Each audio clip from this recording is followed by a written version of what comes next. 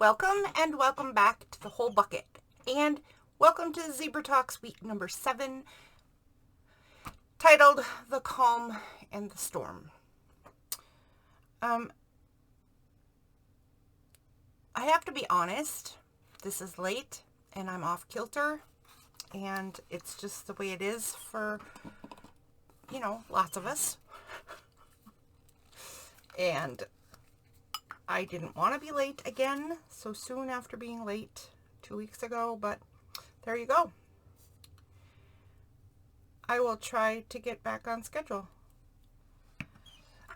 I have been working on Defemorember quite a bit, as much as I can, and it's kind of taking all the energy I have. And it is exciting, and I am trying to build an art business, so I do have some obligation to do it, right? You can't build a business if you don't actually do the work. So, things, life, etc.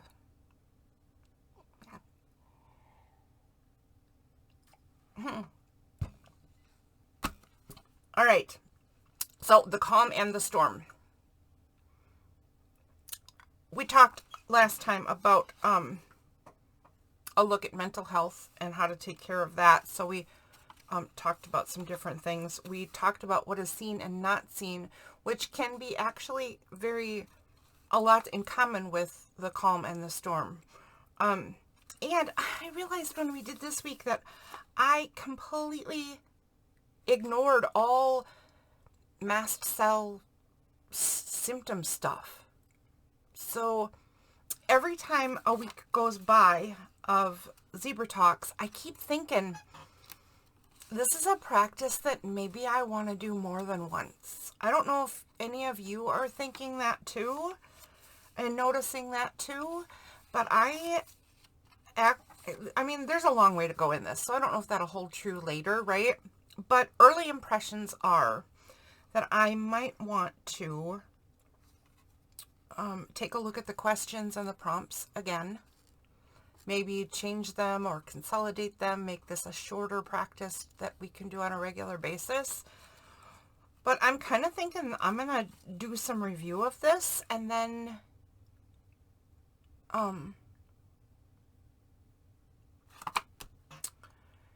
what? Words went away. Oh, work through this, review this, and then create something next.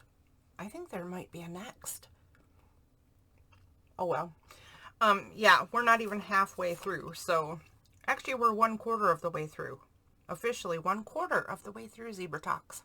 Ooh. Sorry for drinking coffee again so soon, but you know what? It's multi-coffee day. Okay, so the calm and the storm has something to do with mental health. It has something to do with what's seen and not seen. It definitely has a lot to do with what kind of zebra you are, because what kind of zebra you are will dictate what your calm and your storm look like. How you feel about yourself might be affected by your calm and your storm. Let's see. And who are you right now? That doesn't really apply that much. And early days, it doesn't apply that much. Okay, so what is the calm and the storm? So I mentioned to you that for me, right, everything that I say is my own experience and opinion. And the reason I'm saying things out loud is so that you can compare and contrast, find similarities and differences, and hopefully help you. I will help you, and you can help me if you offer feedback in my videos, right, in the comments. Hopefully we offer each other help in processing information. That's all there is to that. So I did mention that when I do too much, I crash. Period. And I qualified a crash by if I sleep more than 9 hours at a time without being able to function in between sleeps, and can only stay awake for, I think I said 2 hours. 2 hours is like the outside most I've ever stayed awake during a crash period. Usually it's not more than half an hour that I will try to stay awake. And crash times, although the crash itself, the deepest part of the crash rate is about 3 days long, recovery is much longer. So if you're thinking, oh, there might be something more wrong with me because I don't get better that fast. No, it's not an automatic thing. I don't think it is for anybody. At least I've never heard anybody that says, oh, I just sleep for 3 days and then I'm all better. Now, if you shut down that much, don't worry about it. You're going to take some time to get back on your feet. How much time is different for everybody and different on every occasion for everybody. So don't stress it. I didn't mean get your sleep and you're all better. That's not the way it works. In any case, something that I don't think I mentioned, and I really should have, because I don't think I'm alone in this either. If I have a day where I am functioning and feeling better than other days, I am really bound to overdo it. That is not good. That is not good. It's hard to remember to maintain that even keel when health conditions deprive you of so much stuff, right? And then you finally feel like you can do something. The excitement is overwhelming, and the temptation to do whatever you want to do, whatever your thing is just, it can just be too much. It's just too much. So it's really easy to overdo again and then crash again. Nasty cycle. I did want to mention that I saw a young lady on YouTube recently who is also sharing her experience as a disabled person. And she talked about why she uses a wheelchair even though she can walk just fine. We are going to have some times in the future in this book where we specifically talk about hacks to get by and do things. And that's one of them. And for her, that was her thing. She uses it to avoid a crash. I am supposed to be in a wheelchair or a scooter from time to time, and I could use that to avoid crashes, and I don't. My cousin gave me a wheelchair, and then it was kind of usurped. But I kind of let it be usurped. Sorry, Debbie. But the person that I gave it to was a double amputee. So he really needed it. And then it just stayed there. It just stayed with that person. So maybe I'll get one again in the future. I really need a scooter. That's what I should get. I should look into that. But my big wish cheat thing is to get an electric bike. I used to love bike riding, and I can't anymore. Not just because the energy expenditure, right? But because what if I get out in the middle of nowhere and all of a sudden my legs quit working? So I couldn't do it like that anyway. I think an electric bicycle would be a good compromise. I could pedal when I'm feeling up to it. I could stop when I'm not and still get home. And no matter what on a bicycle ride, as long as I'm still able to, I'm doing the balance thing. So, it's got some muscle engagement. Anyway, we'll talk more about that kind of stuff in the future. What's got me thinking about it, though, is the calm and the storm. I don't remember exactly what I wanted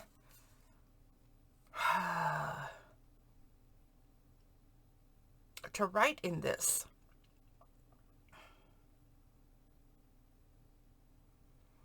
Except these two questions right here. I wrote, caring for body, mind, and spirit when chronic illness is in the mix takes special care. What does a calm look like? What are the signs of an incoming crash? So I did ask two questions. What does the calm look like, and what are the signs of an incoming crash? And I think that my intent was, and even if it wasn't, it is now, defining those two things so that I'm bringing them to the forefront and making sure that I think about, oh, what kind of signals do I have? So what does the calm look like? Again, I'm going to think about the questions while I do today's Zentangle. So today's Zentangle does not require teaching because I'm just going to do one little section of it. And so I'll just talk through it and you can follow along if you... Oh, I should probably turn the camera on, right? Let's see. Is it this one? It is not. Is it this one? This one.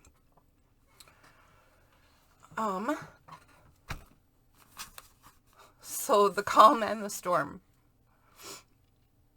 I'm sitting here pointing to a book that you couldn't even see. I was actually pointing to this as well that you couldn't even see. There's what I was reading and the questions. And I wrote, what does the clam look like? And it's supposed to say, what does the calm look like? I mean, clams are rather nondescript. They're sort of shell looking. Sometimes they look a lot like lunch.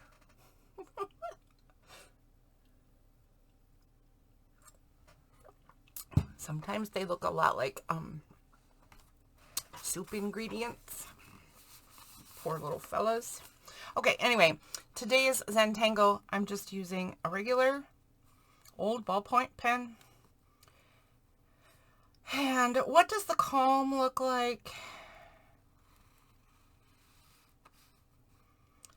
For me, the calm is a period of minimal function. There is still pain. There is still tiredness, I guess. I don't know how to say it.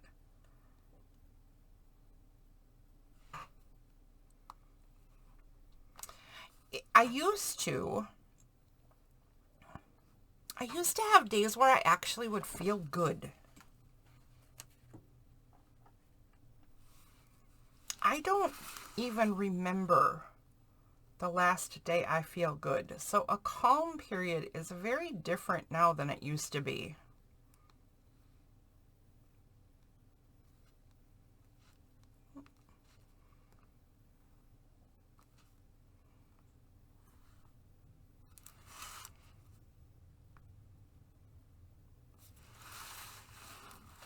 There is the beginning of today's Zentangle. You can see that I just made a swervy line up, and then I'm doing these curves off the center branch that just have a little circle at the end. Okay, so let's get my head in the game. I can't get my head in the game today. The calm and the storm. What does the calm look like? Again, I wish I had stuck to the idea of doing this live because you guys could feed me ideas at the same time I'm feeding you ideas. We could work together, man. Oh. So I think this is what I'm doing it for, though, right? I'm doing it because I want to identify things, and it is changed and changing for me. The calm is different than it used to be. I used to have periods of time when I actually felt good, like I said, and then would do way too much. I haven't actually felt good and energetic and well slept and relatively healthy in a very long time. I honestly can't remember the last time.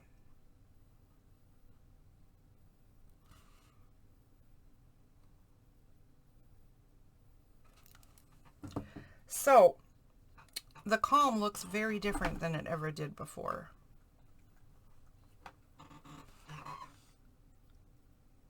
What does it look like now? It looks like manageable pain.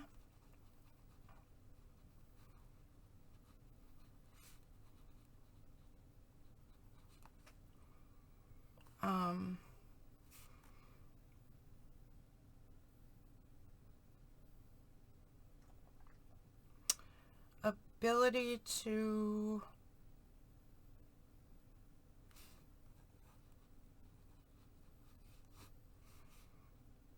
manageable pain, ability to function at least a minimal level. Oh, the end of my nose just hurts and itches. I wonder if I inhaled a kitty fur. I bet I did.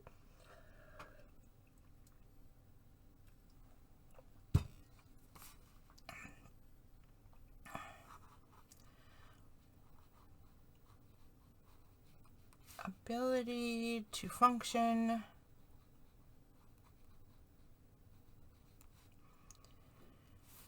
at least, I've never done that before, at least a minimal, that's a lot of M's and N's. A minimal daily care level. Okay, so if I can do better than that, yay. But a calm period might just be manageable pain and the ability to, feed the kitties, get my coffee, get dressed, and reasonably think of coming to my studio to be reasonably productive that day. Maybe that's it. Maybe that's it. Maybe that's all I get that day. That's still a calm.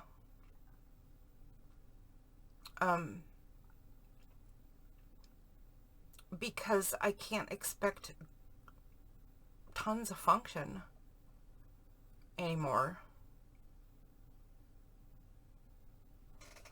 So, sorry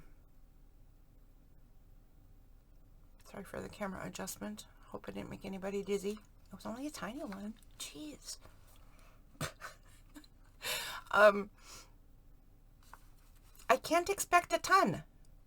And actually, oh gosh, this is important too, right? Because if I understand that a calm day is manageable pain and at least this minimal function, then I'm going to understand when I have a ton more than that, it's a really good day, but maybe this is where I need to stay functioning to avoid crashes more often. Again, this is why I'm doing it. I'm doing this because I need to clarify things. I don't think I'm alone. Our brains get just too busy and crowded with stuff. There's no problem with taking the time to identify and re-identify and re-identify, if necessary,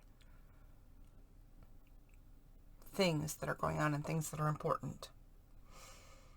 Okay, so if that's what the calm looks like, and that's kind of the part I think I'm gonna leave that there, because I think this is super important for me.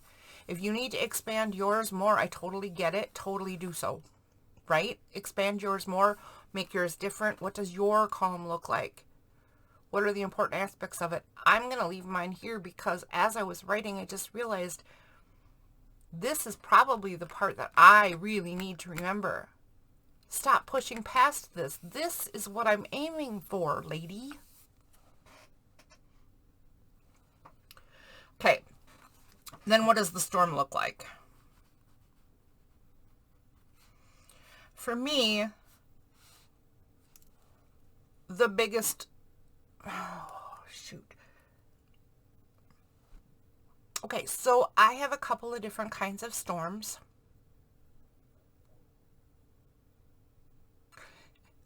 I think I have a few different kinds of storms. So one is complete crash.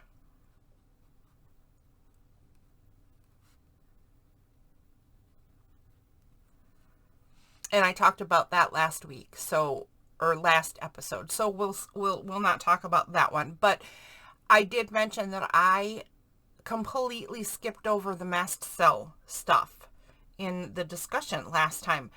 So another storm is when, so I have to talk to my doctor because there's a new aspect to my reactions to stuff where this side of my face gets some sort of palsy or paralysis or something, and my face just kind of falls off. I don't know what that's about, but that's new. What isn't new is swelling. So it'll start in little tiny spots. My eye, my jaw, my lips, my tongue, my throat, takes my voice away. Sometimes lower in my digestive system. That can get extraordinarily painful.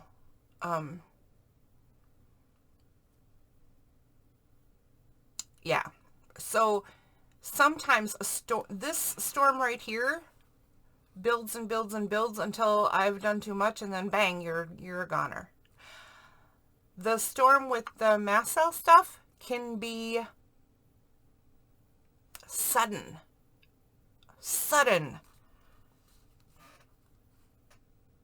attack.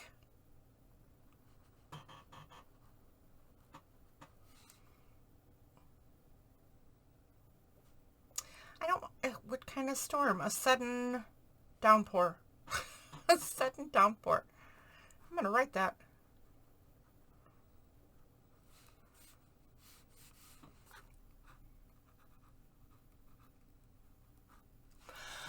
So, recently I was asked by a person I know, you're out there, you're watching, I know you are, if when she and other folks came to my house, was I reacting to their scent, cologne or whatever, right? Body wash, lotions, whatever, because scents are like the only true known trigger, although which scents when and what in the scent triggers a reaction, I don't know. I couldn't answer the question very well because most of the time, and the reason I know that a sudden downpour will happen around scent is because it will hit me like a Mack truck. If I am in a store, like I can't even go into Ulta anymore. When I was younger, long before we ever knew what all this stuff was, right? I still knew I was having terrible reactions for some reason or another in department stores through the cosmetics department. So I would just run through them and get through the store. Now I will pass women mostly who wear cologne too strong, so it, you know, it's out. They have that cloud around them, right? So you know exactly what they smell like intimately, immediately. Anyways, if I'm going to react to it, it literally jolts my head. Like there is a pain that shoots through my head, and I will instantly start having breathing problems and swelling up. That's the only reaction I have that goes so quickly, and that is a sudden downpour. There are other things that I react to. Oh, well, okay, so anyways, when I know that I have such a sudden reaction to some scents, it doesn't mean I'm not reacting to other scents, right? But I don't know that I am or I'm not. other sense in other ways. I don't know. The answer, Debbie, is don't worry about it because there's no way to know. The reason I'm mentioning it here is because sudden downpours can be extremely sudden, out and about. I'm in public. I'm doing things, and all of a sudden I can't see or talk, and my face is falling off. That's not fun. No. So a storm can look like that. And then what else did I think of for a storm? I thought of, I don't know what this is, and I have to ask again. I need more doctor's appointments, but I don't wanna. I haven't made any appointments in a while, and I'm really supposed to, and I just don't wanna. I'm taking a break. The other storm that can happen is a body part can just stop functioning. So I think I'm going to call that, an El Nino. Is that a season? El Nino and El Nina. I don't remember which one's warming or cooling. What I do know is that that's sort of a slow moving season, and then, yeah, or a slower moving trend of something. But the point is that I will all of a sudden have a body part just quit working. For a really long time, I couldn't use my right arm. I could pick it up, right? Like with my left arm, I could pick it up and pull it all the way up. It didn't hurt. Nothing.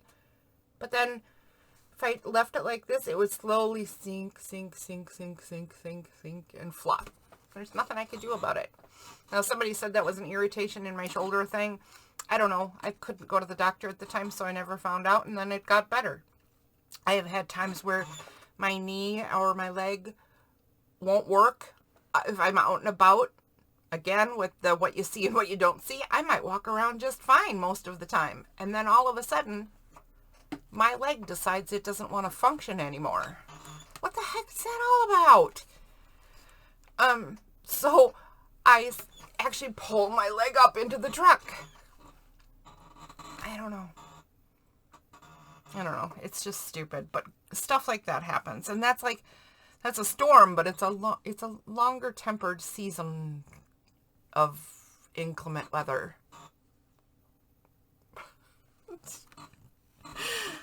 I don't even know what I want to write for that. I don't know. If I write El Nino, I'll go back to it some other day and I'll go, what the heck was I thinking?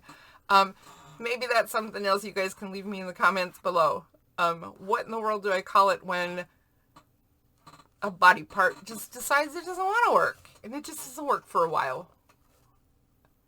Maybe, I don't know. Anyway. What are the signs? What are the signs? So, are there things that I should be paying attention to and I'm not paying attention to? Well, of course there are. Because I don't pay attention to stuff the way I should.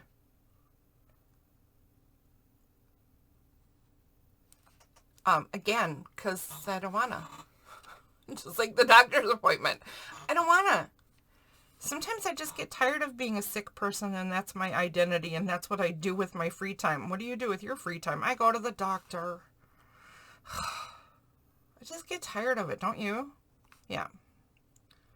I actually know the answer because I've heard people talking. I've heard you. I'm not so different. In fact, I'm not different at all. I've heard everybody saying, no. I've heard lots of people saying these exact same things. So what clues to an incoming storm are there? The first thing that I think of is confusion.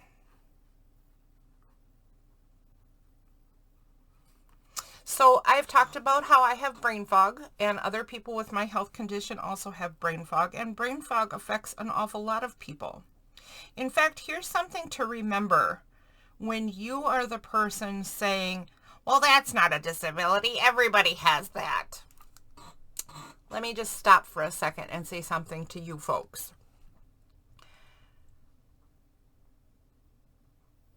Almost everything that is experienced by chronic health people, regular people have also. Everybody has pain and not pain. Everybody has days they feel good and don't feel good. Everybody has days their brain functions better than other days. Everybody has forgetfulness to some degree or another. Everybody has,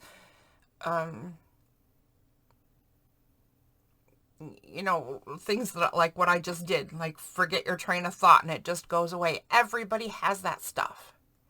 It's not a matter of some things you obviously don't have. Some things I don't have. I mean, like I said, I gave my wheelchair to a person who had no legs anymore. I still have my legs. So obviously some people who are disabled and have chronic conditions are very different, right? They have things that are very different. But that person also has pain and mental health issues, like the depression that can go along with these big changes and dealing with them. And how do you stay happy when you have no legs anymore? Can you imagine the challenge there, right? So some things are clearly different. Most things everybody has to one degree or another. It's not that this is so different. It's the degree. How much of it? How much does it invade your existence and permit you from living to an acceptable degree? When you're living with all of this stuff to a level that takes away your ability to live at an acceptable degree, your acceptable changes. Or you just stay angry and bitter and a troll, which I don't recommend. I have heard, and many other people with chronic health issues have heard, you're lazy, you're fat, you just like to complain. Everybody has that. Why are you complaining? Yes, everybody has that. Not to a degree that makes it so you cannot function. So let me get back to what I was saying. Confusion is one of the very first things that sets in for me. And I live in a foggy brain all the time. I think even if I hadn't been a chronic health person and I was a little bit more in the normal range of stuff, right? I think maybe I'm just naturally foggy. Can anybody say ADD?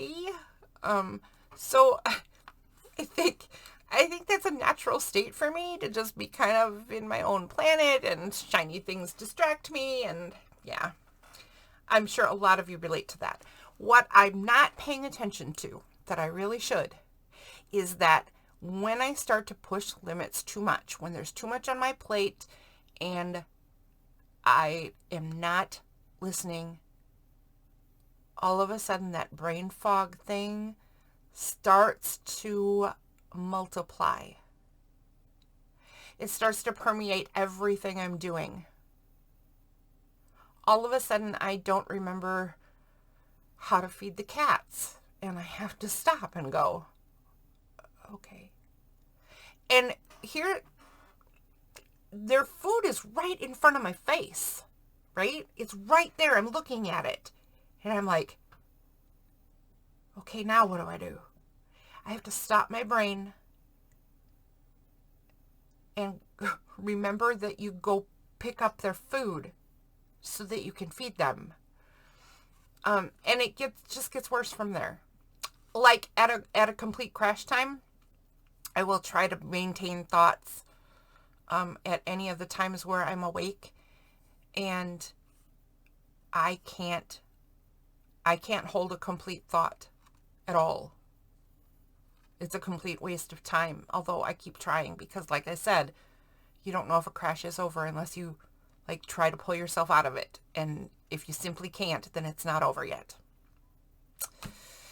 All right. Anyway, so confusion is like the first thing that sets in, and I don't always notice it when it's coming because I think that it is a kind of a natural state for me, and the brain fog is an always thing. When it switches over to actual confusion and inability to think enough to function, it's gone too far. I need to learn to pay attention to that. What is another sign of an incoming crash? I have a harder time getting my legs to function. So I am more physically unstable, a little more tippy. The stairs become very scary.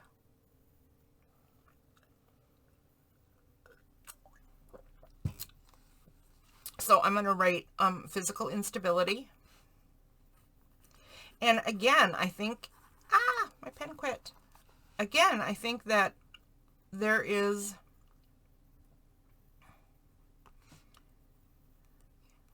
I can't think and talk and spell at the same time. Instability. Whoops, I forgot a loop on my letter Y. Okay, so physical instability is another thing that comes on fairly gradually most of the time. Like the things I said earlier where my legs or arms or whatever can quit working just out of the blue is totally true. That's not usual, and that's not sign of an incoming crash. At least not this complete crash, right? The sudden loss of a limb doesn't really seem to have any clues. It just happens, as far as I know. Whatever. Physical instability is different, and it is the sign of this kind of crash.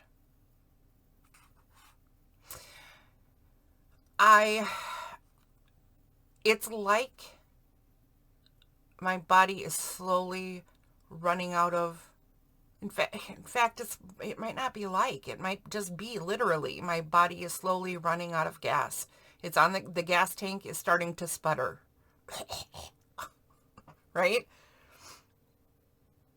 I don't pay attention to that physical instability enough either.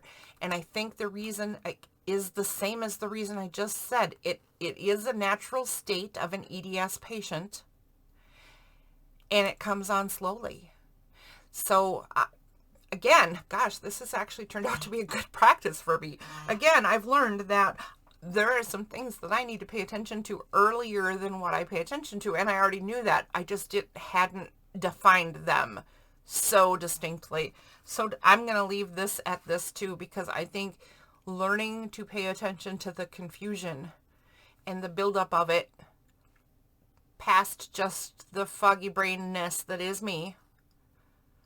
Delightfully quirky. It's delightfully quirky. And the physical instability. I'm going to leave it at these two because I really need to pay attention to these two. So let's finish up today by finishing this up. So when I first did the Zentangle for today, I did it pretty sloppy. And I'm still actually doing it pretty sloppy, to be honest. But here's the thing. Go over your lines again. Fatten them up. Darken them a little bit. And make those circles the way that you want them to be. And on this inside stem of this,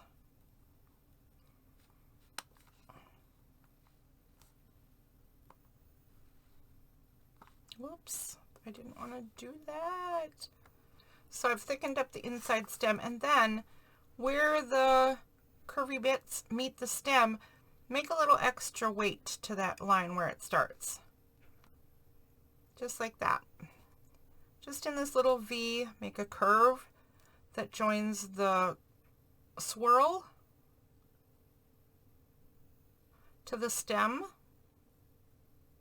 and fill it in.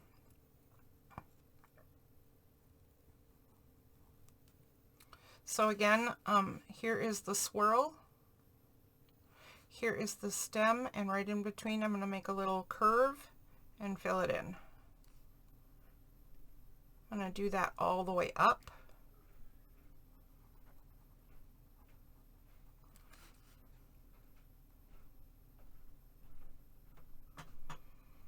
Remember that Zentangle is supposed to help turn off your brain, and it does. And for people like me and all the stuff I just mentioned, this is invaluable because it helps reset that confusion bit and that brain exhaustion bit.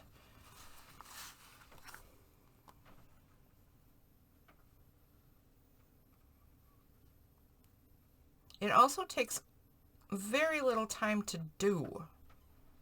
So if you haven't yet given this particular art form or any art form a try, try these designs with me, or try a color book, or try I think this would be the value in a paint by number. I've never seen real value in paint by numbers until just now when I thought about this. Is you don't have to think about it. You don't have to have any particular talent, right? In art, you don't have to think about what color goes where, except to match the number on the paper with the number on the bottle. At least you're keeping your brain engaged a little tiny bit, and then you're painting. And you're staying in the lines. And maybe that's good enough. So get a paint by number, or get a color book, or do this with me or with other Doodle Tangle people on YouTube. Whatever you can and want to do. But get something that turns your brain off to reset this brain fog and confusion bit. Highly, highly recommend it. Okay, so I really feel like today's bit was successful for me. I hope it was for you too. And next time, look, what are we going to do? Next time we're going to practice gratitude. Ooh, controversial subject. No, not really. Yeah, maybe not what you think. Maybe not exactly what you think, because a little bit different in this practice than in kind of, you know, what is the trend right now. So, see you next time. And again, sorry this was late. Have a good week.